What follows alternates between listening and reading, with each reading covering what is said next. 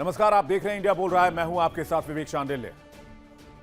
Iran और America में जंग एक बार फिर से परवान पर है और इस बार ना अमेरिका रुक रहा है और ना ही ईरान। बीते 5 दिनों से अमेरिका लगातार ईरान पर हमले कर रहा है और लगभग 500 से ज्यादा मिसाइलों का इस्तेमाल अमेरिका कर चुका है। लेकिन यहीं पर कहानी में एंट्री हो रही है एक ऐसे किरदार की जो जंग के लिए माहिर माने जाते हैं, रूसी राष्ट्रपति पुतिन की। रूस ने अपना सबसे घातक जंगी विमान डूम्सडे प्लेन तेहरान में उतार दिया है और यह दावा नहीं है बल्कि रडार पर यह चीजें देखी जा रही हैं। उधर चीन के भी कुछ विमान लोकेशन बंद करके तेहरान पहुंच गए हैं।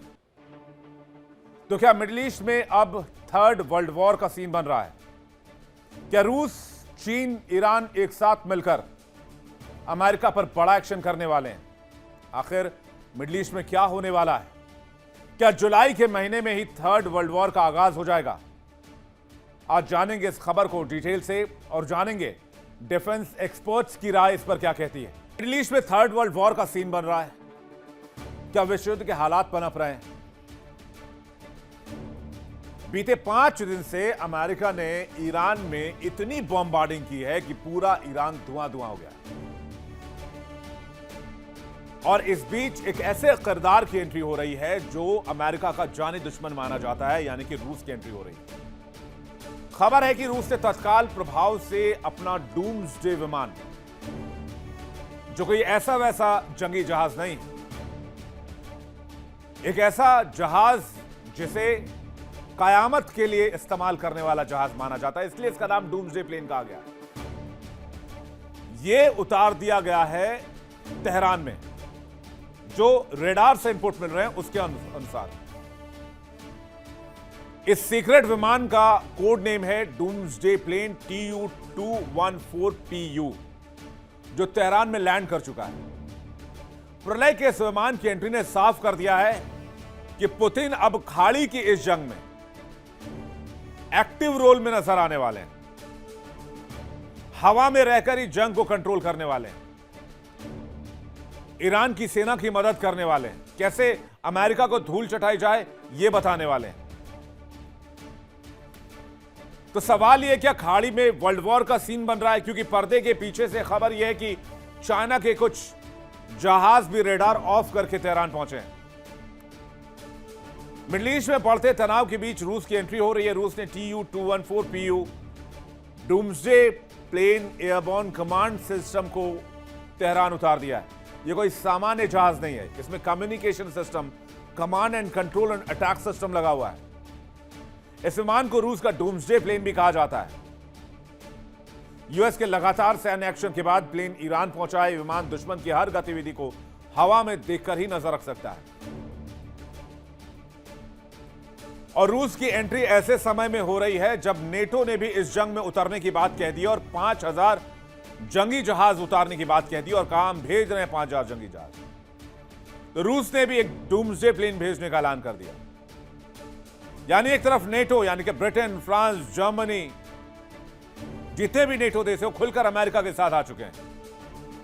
दूसरी ओर रूस, ईरान, चीन एक साथ नजर आ रहे हैं। दुनिया 2 खेमों में पड़ती दिख रही है। वर्ल्ड वॉर का सीन बनता दिख रहा है। देखिए कैसे मिडिल ईस्ट में इस समय पूरा का पूरा माहौल बना हुआ है। ईरान पर यूएस पिछले 5 दिनों में 500 से ज्यादा हमले कर चुका है।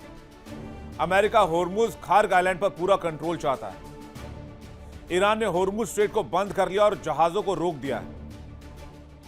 ईरान की मदद के लिए रूस की एंट्री हो रही है। डूम्सडे विमान भेजा गया है। ईरान हमले का जवाब अमेरिकी बेस पर हमला करके दे रहा है। बहरीन, कुवैत, जॉर्डन समेत खाड़ी देशों में लगातार हमले हो रहे हैं। इधर नेटो पूरी तरीके से अमेरिका के साथ आ गया है। ब्रिटेन, फ्रांस, जर्मनी जैसे देश अमेरिका के साथ खुलकर आ गए। नेटो ने यह भी कह दिया है कि हम 5000 विमान भेज रहे हैं। यानी एक तरफ अमेरिका, नेटो, क्योंकि अमेरिका भी नेटो का पार्ट है, पूरी वेस्टर्न महाशक्ति एक तरफ, दूसरी तरफ रूस, ईरान, चाइना, नॉर्थ कोरिया, और बीच में फंसा है मिडिल ईस्ट, जो कंफ्यूज है करे तो करें क्या। क्योंकि अगर लड़ाई हुई तो भी बर्बाद होंगे, वर्ल्ड वॉर का सीन बना तो भी बर्बाद होंगे। इधर ईरान ने सीक्रेट प्लान के जरिए अमेरिकी टॉप अधिकारियों को भी निगरानी करनी शुरू कर दी। अभी लिंडसे ग्राहम की मौत को लेकर अमेरिका में जांच बिठा दी गई कि आखिरकार जो व्यक्ति कुछ घंटे तक पूरी तरीके से फिट था, यूक्रेनी डेलीगेशन के साथ मिल रहा था, अचानक 2-3 घंटे में उसकी मौत कैसे हो गई। और इशारा कहीं ना कहीं ईरान की तरफ है। कुल मिलाकर यह देख लीजिए आप कि मिडिल ईस्ट में अब सब कुछ सामान्य नहीं होने वाला है और वर्ल्ड वॉर की पटकथा लिखी जा रही है। इस पर बातचीत करने के लिए मेहमानों का एक बड़ा पैनल हमारे साथ जुड़ रहा है। विंग कमांडर आलोक सहाय हमारे साथ जुड़ रहे हैं, रक्षा विशेषज्ञ, बहुत स्वागत है आपका। Lieutenant colonel JS. सोढ़ी हमारे साथ जुड़ रहे हैं, रक्षा विशेषज्ञ, बहुत स्वागत है आपका। कैप्टन श्याम कुमार हमारे साथ जुड़ रहे हैं, रक्षा विशेषज्ञ, बहुत स्वागत है आपका। फिरोज मीठी बोरवाला, ईरान मामलों के जानकार, हमारे साथ जुड़ रहे हैं, आपका भी बहुत स्वागत है। सबसे पहला सवाल मैं फिरोज जी आपसे ही लेता हूं। रशिया का डूम्सडे प्लेन भेजना, चाइना का पर्दे के पीछे से सपोर्ट करना, बाकी एंटी अमेरिका गुट जो है वो ईरान के साथ अलाइन होना, उधर नेटो अमेरिका का एक साथ आना, ये वर्ल्ड वॉर नहीं तो क्या है? जी धन्यवाद भैया जी। नहीं, सही बात है, वर्ल्ड वॉर की तरफ ही हम लोग आगे बढ़ते जा रहे हैं और ये बात और भी स्पष्ट होती जा रही है। पॉइंट खाली इतना थोड़ा करेक्शन कर दो, आपने जो कहा कि नेटो 5000 जेट्स भेजेगा, वो रिपोर्ट थोड़ी अलग है। जो मार्क रट है, जो नेटो के जनरल सेक्रेटरी है, उन्होंने ये कहा कि हम लोग ने 5000 सॉर्टीज को सपोर्ट किया है, या यूरोप से भी प्लेन से टेक ऑफ किया। हमको पता है कि ब्रिटेन से तो हुआ ही है, तो ये 5000 सॉर्टीज हम लोगों ने सपोर्ट की है। ये वाली खबर है। दूसरी बात है जो आपने कहा कि रशिया का एक स्पेशल प्लेन, जो एक हेडक्वार्टर ऑफ इंटेलिजेंस होता है, ये जो TU सीरीज की आपने बात की है, ये बहुत ही इंपॉर्टेंट डेवलपमेंट है, क्योंकि वो लाइव टाइम में ईरान को इंफॉर्मेशन देगा कि एग्जैक्टली ये वेस्टर्न शिप्स, अमेरिकन शिप्स वगैरह कहाँ है हॉर्मुज में। दूसरा है कि अभी एक मैरीटाइम ड्रिल भी चल रहा है, called the maritime security belt 2026, जिसमें चाइनीज और रशियन नेवल फ्लीट भी हॉर्मुज में है। ये भी बहुत इंपॉर्टेंट बात है, क्योंकि अमेरिका पे एक चेक रहेगा कि अगर आपने रशिया और खास करके चाइनीज शिप्स को टारगेट किया तो फिर ये युद्ध और दिशा में चली जाएगी। तीसरी बात बोल दूं कि अभी जो अटैक्स हो रहे हैं वो थोड़े अमेरिका की तरफ से टोन डाउन हुए, ईरान की तरफ से टोन डाउन हुए हैं। मेनली अभी अमेरिका सदर्न कोस्ट लाइन पे ही अटैक कर रहा है। अभी तक वो तेहरान और वो जो पिछली बार हमने उनको 28 फरवरी के बाद जो दिखा था, वो वाले लेवल के अटैक नहीं चल रहे। उनका कॉन्सेंट्रेटेड अटैक है अभी सदर्न कोस्ट पे। और ईरान की तरफ से ऑफकोर्स उन्होंने 6 देशों को अटैक किया है, इंक्लूडिंग जॉर्डन को इस बार बड़ा हमला किया है। यूएई के पहले तो कुवैत और बहरीन से शुरू की थी, मगर क्योंकि ये मामला आगे बढ़ते गया तो इन्होंने फिर ओमान तक को भी अटैक किया, क्योंकि ओमान में भी एक बड़ा नेवल बेस है। तो बेसिकली अटैक हो रहा है अमेरिकन मिलिट्री इंफ्रास्ट्रक्चर पे। वहाँ के जो GCC कंट्रीज है उन पे तो कोई इस किस्म का प्रहार नहीं हो रहा है। और आई थिंक अरागची जो फॉरेन मिनिस्टर है, बहुत ही इंटेलेक्चुअल लेवल के फॉरेन मिनिस्टर है, उन्होंने कहा कि ये जो कंट्रीज है वहाँ जो अमेरिका के ये वैसल कंट्रीज है, वो सॉवरेन तो है नहीं, और खाली मिलिट्री बेस के नाम पे ये वैसल नहीं, पूरे के पूरे देश कब्जे हो चुके, वो भी एक रियलिटी है। और अभी हम लोगों ने जो देखा है कि सऊदी बैक फोर्सेस ने जो सना एयरपोर्ट पे जो 2022 के अग्रीमेंट के बाद भी उन्होंने जो ये सना पे भी अभी पाबंदी है, होदेदा पे पाबंदी है, लाखों बच्चों का हाल खराब है, मेल न्यूट्रिशन फैल रहा है यमन में। तो सऊदी ने भी अपना एक अमेरिकन प्रेशर में दूसरा एक फ्रंट खोला है, जिसका भी हम लोग परिणाम देखेंगे। पर आई थिंक ये अभी ये देखता है कि किस दिशा में आइदर अमेरिका बैक ऑफ होता है, ईरान तो बैक ऑफ होगा नहीं। और अभी जो ट्रंप ने ये ऐलान कर दिया कि गार्डियन ऑफ हॉर्मुज अमेरिका रहेगा और हम लोग 20% चार्ज करेंगे एग्जैक्टली। ये गुड्स पे। अब मतलब जो लोग बोलते हैं कि अमेरिका का एक रोल बने, अमेरिका का कोई स्टेक नहीं, उसका कोई मतलब नहीं है। ओमान और ईरान इसको सेफगार्ड करेंगे तो पूरी एशिया और पूरी दुनिया इसमें रहेगी। अमेरिका जहाँ भी आता है, ट्रम्प जहाँ भी आता है, वो एक माफिया डॉन करके आता है और बाद में बर्बादी चालू हो जाती है। ईरान लड़ रहा है, रशिया चीन जुड़ चुके हैं, बहुत कुछ हमारे पक्ष में बदलेगा। पेशेंस और पर्सिवियरेंस दिखा रहे हैं। और अब देखो कि ये जो अटैक बटैक का पूरा सिलसिला चालू हुआ, फ्यूनरल भी उनको बर्दाश्त नहीं हुआ। जब लोगों ने अपनी एकता बता दी, उन्होंने अपनी कमिटमेंट बता दी और ये एकता बता दी कि हम लोग अमेरिका के सामने खड़े, तब ये लोगों ने शांति से फ्यूनरल तक को नहीं होने दिया। ये बात तो हम लोगों ने की है। बस मैं इतना ही कहूंगा अभी के लिए। धन्यवाद। विंग कमांडर आलोक जी, आप कैसे देख रहे हैं, आखिर रशिया डायरेक्ट इंटरवीन कैसे कर रहा है? अभी तक विवेक जी नमस्कार, अभी तक डायरेक्ट इंटरवेंशन का कोई प्रमाण नहीं आया है। खबरें आई है कि उनका जो डूम्सडे प्लेन है वो तेहरान में उतरा है, तो इसमें कोई शक नहीं है कि रूस और चीन से सप्लाई लाइंस एक्टिव हो गए होंगे इस समय। ईरान को सख्त जरूरत है, जिस तरह से उसके यहाँ बमबारी हुई है। विवेक जी, मार्के की देखने वाली बात यह है कि इस बार जो बमबारी हुई है वो कई जगह ऐसे है जहां पर पहली और दूसरे दौर में भी बमबारी हुई है और फिर उसी जगह पर इस बारी बमबारी हुई है। तो कई लोगों ने ऐसी अटकलें लगाई कि भाई क्या अमेरिका ऐसे ही खाली जगह पर दोबारा बम गिरा रहा है और दबाव बनाने के लिए सिर्फ ये बमबारी हो रहा है। तो अब जब इसका आकलन किया गया, गौर से देखा गया, तो आप ध्यान दीजिए, एक एक खास प्लान के तहत अमेरिका चल रहा है। कजाकिस्तान में जो इनका वाटर प्लांट, वहां से प्रॉपर वाटर पंपिंग स्टेशन है, जो करीब 15,000 हेक्टेयर की जमीन को पानी देता है, डायरेक्ट और इनडायरेक्ट रूप से सिंचाई का पानी, उसको इफेक्ट हो जाएगा पूरा। और उस क्षेत्र में ईरान में पहले से ही लोगों ने हंगामा कर रखा था, क्योंकि वहां पानी की कमी हो गई थी और वो काफी गर्म और ड्राई जगह है। तो वहां पर पानी जो है वो पाइपलाइन से सप्लाई की जाती है हर जगह, हर एरिया में, खेतों में। और वो अगर पानी सप्लाई लाइन अगर बर्बाद कर दिया गया है तो फिर ईरान में क्या होगा कि आगे आने वाले समय में वहां पर काफी ज्यादा महंगाई होगी और खाद्य पदार्थों की कमी हो जाएगी। अभी जो फूड इन्फ्लेशन है वो करीब इसी एक हफ्ते में, कुछ दिनों में 130% बढ़ा है और कई ऐसा आइटम है जिनका 150% या 200% वहां पर रेट बढ़ गया है।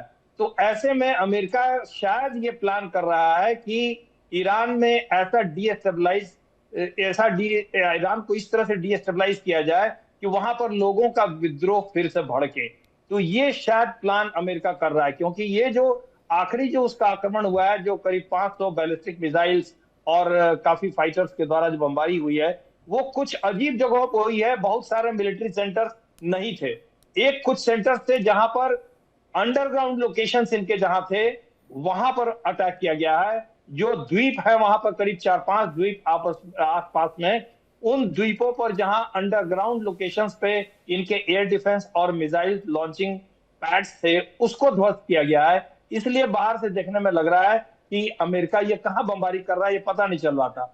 तो संभवतः मुझे अब ऐसा लग रहा है कि अमेरिका एक लंबे आक्रमण की तरफ देख रहा है। ईरान भी लंबे युद्ध के लिए तैयार हो रहा है और यह युद्ध अभी काफी लंबा खींचेगा। विश्व के लिए बहुत परेशानियां अभी आने वाली हैं। जी विवेक जी। कैप्टन श्याम, आपको क्या लग रहा है? धन्यवाद विवेक। जय हिंद, शानो वरुणा। मुझे कुछ खास नया नहीं लग रहा।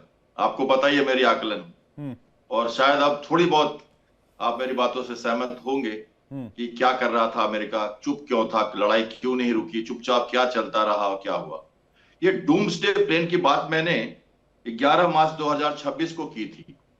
अमेरिका का डूम्सडे प्लेन 6EB जो प्लेन है यूएस एयरफोर्स कमांड का, जो take charge and come out strategic submarines को और एयरफोर्स को डायरेक्टली स्ट्रैटेजिकली यूएसए से कंट्रोल कर सकते हैं ये लोग, इनकी और ऐसे विशाल 6 से 7 बॉम्बर्स की ये शॉटियां सब नाटो के साथ हो रही थी। तब ये सब चल रहा था जब Greece, Italy, Spain, Japan, Australia ये जब सपोर्ट कर रहे थे कि हम आएंगे, और शुरू में ही कह दिया था, तब ये प्लानिंग हुई थी। हालांकि 40 दिन के एनिहिलेशन में ये कभी हुआ नहीं, लेकिन इनकी चर्चा मैंने विस्तार से की है क्योंकि इनकी सारी नोट्स मैंने यहाँ रखी हुई है। 13 मार्च की बात कर रहा हूं और इसके ऊपर एक आर्टिकल लिखा मैंने कि एक डी-डे आएगा जब अमेरिका बुरी तरह से मारेगा, लेकिन 40 दिनों के बाद युद्ध बंद हुआ। ये आर्टिकल अभी भी वैलिड है मेरा। इसमें मैंने चर्चा की है कि ये पूरा का पूरा नेवल एंगेजमेंट है, जिसमें पहले स्पेलिंग द ग्राउंड होगा, एनिहिलेशन होगा, डिग्रेडिंग होगी, फिर वार रुकेगी, फिर ब्लॉकेड होगी। इसकी चर्चा विस्तार से मैंने की है, आज नहीं कह रहा हूं मैं, और एक बार नहीं 17-18 बार लगातार की और लिख के रखा। और मैंने कहा कि थोड़ा मुझे समय दीजिए, हालांकि कोई टेकर नहीं था, सब मुझे सोचते थे कि अब कितना सरप्राइज देंगे ट्रंप, घुटने पे आ गए, ये हो गया वो हो गया। चलिए कोई बात नहीं, धीरे धीरे समझिए कि आज की जो लड़ाई है टैक्टिकली, टोटली सर वो एक अलग पार्ट है। मैं कैप्टन आपसे ये समझने की कोशिश कर रहा हूं कि रशिया की एंट्री कैसे हो रही है, डूम्सडे प्लेन क्या करेगा तेहरान? मैं आपको समझा रहा हूं, स्ट्रैटेजिक पॉस्चरिंग है, क्योंकि ये बैकग्राउंड कहना इसलिए जरूरी था कि अमेरिका ये सब करने वाला है, इसलिए ये काउंटर एंट्री हुई है रशिया की कि उनका डूम्सडे प्लेन वहां पे आया है। कोई फाइट करने के लिए नहीं आया है, कोई बॉम्बर नहीं है, एयरपोर्ट कमांड कंट्रोल सेंटर है। ये बेसिकली स्ट्रैटेजिक कोऑर्डिनेशन करता है और कॉन्फिडेंशियल बातें कर सकता है, इंटेलिजेंस गैदरिंग की बातें अभी कर सकता है, कोई कॉन्फ्रंटेशन नहीं है। ये पॉस्चरिंग है रशिया की तरफ से कि आप जो कर रहे हैं हमें मालूम है और हम इसके लिए तैयार रहेंगे, ईरान को भी हम डिफेंड करेंगे। कैसे करेंगे, क्या करेंगे, ये गुप्त बातें रहती हैं, कोई सीधा सीधा नहीं कहेगा। ये पॉस्चरिंग मानता हूं मैं। और एक और बात कह दूं मैं इसके साथ साथ, सारे अटैक नेवल फैसिलिटीज पे होंगे, सिरिक, जस्क, बंदर अब्बास, कोसाम, खर्ग और सदर्न टेरिटरी जो ओमान का खाड़ी का है, जिसको यूज कर रहा है अमेरिका, जिसके ऊपर ईरान को ऑब्जेक्शन है कि ये 6 कंट्रीज पे हम अटैक करेंगे क्योंकि तुम यहीं से लड़ोगे, और धीरे धीरे नॉर्थ की तरफ वो जा रहा है। एक बात मैं करेक्शन करना चाहता हूं, ये जो सिक्योरिटी बेल्ट एक्सरसाइज की बात की हमारे को पैनलिस्ट ने, ये फरवरी 19 तारीख को 2026 में रशिया और ईरान और अमेरिका और चाइना ने किया था। ये अभी नहीं हुआ है। हिम्मत नहीं है किसी अमेरिकन वारशिप को पेनिट्रेट करके ब्लॉकेट तोड़ना चाइना और रशिया को। सवाल ही नहीं है कि कोई परिंदा पर मार ले ब्लॉकेट को। कोई चाइनीज शिप्स, कोई भी रशियन फ्लीट उस एरिया में पिछले 100 दिनों में नहीं है। समझ के चलिए, ये बड़ा अश्वमेध यज्ञ है। ये थोड़ी सी समझिए बातों को। अमेरिका पूरी तरह से हॉर्मुज के कंट्रोल में है और धीरे धीरे नॉर्दर्न साइड में बढ़ते जा रहा है और लड़ाक कोसाम तक जाएगा। डिग्रेड कर रहा है फैसिलिटीज को और सैनिटाइज करके जब तक गिफ्ट नहीं करेगा अपने आप को या मिडिल ईस्ट कंट्रीज को हॉर्मुज, तब तक ये लड़ाई बंद नहीं होगी। जी नहीं, अब इंपॉर्टेंट ये है कि देखिए आप जो बात कह रहे हैं उससे मैं भी एग्री करता हूं कि वो स्ट्रेटेजिक लोकेशंस है जहां पर अमेरिका अटैक कर रहा है बिकॉज ऑफ हॉर्मुज, क्योंकि उसको हॉर्मुज को फ्री करना है किसी भी कंडीशन में, वो इसलिए बॉम्बार्डिंग कर रहा है। पिछले 5 दिन में 500 से ज्यादा बॉम्बार्डिंग हुई स्ट्रेटेजिक लोकेशंस पर, और वो द्वीपों को, आइलैंड को इसलिए निशाना बनाया जा रहा है क्योंकि कमांड एंड कंट्रोल सेंटर्स वहीं पर है जहां से वो अटैक करते हैं और जहां से उनके स्पीड बोट्स ऑपरेट होते हैं, उनको कंट्रोल होता है। लेकिन मेरी उत्सुकता सोली सर इस बात को लेकर है कि रशिया की दिलचस्पी क्या है इसमें, क्योंकि वो खुद वॉर में फंसा हुआ है और उस रूस यूक्रेन वॉर में भी रशिया की स्थिति फिलहाल ठीक नहीं है। जय हिंद विवेक जी। ये मेरा सौभाग्य है कि मैं आपके न्यूज चैनल विख्यात को पैलेस के साथ हूं।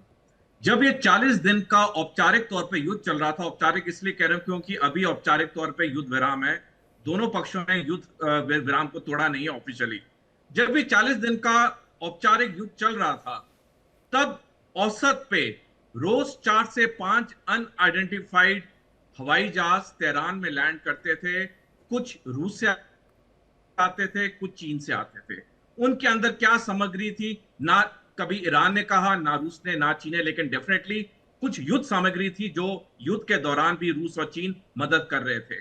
अब जहां तक रूस की बात है, रूस कोई सैनिक नहीं भेजेगा क्योंकि रूस ऑलरेडी यूक्रेन में लड़ रहा है।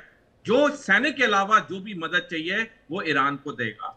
देखिए इंडिया डेली 24/7 अब आपके स्मार्ट टीवी पर। इंडिया डेली मौजूद है सभी डिजिटल प्लेटफॉर्म पर लाइव और लगातार। इंडिया डेली 24/7 हर दिन राष्ट्र को समर्पित।